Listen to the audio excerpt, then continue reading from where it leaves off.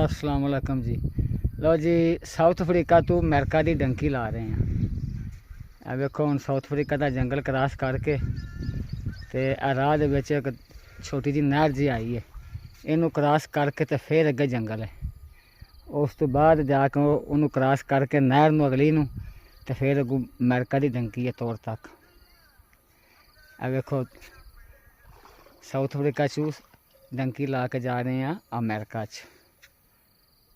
ते पाकिस्तानी पिछले आंदे ने साडा मुरा बाहर है ते जेहड़े इत्थे बाहर इन्हां दा हाल हुंदे ने बंदा उन्हां नूं विखाए इन्हां जंगलां दे विचों पानियां चों इन्नी सर्दी दे बावजूद असीं किहड़े हालातां चों लंघ के जाने ते जाके कमाई करके आउने आ। हुण साउथ अफ्रीका तो अमेरिका दी डंकी है ते 2 वीकां दा प्रोसीजर है। देखो अगू जेहड़ी अल्लाह करे ते कोई दुआ शुआ करे अल्लाह पाक खैर करे।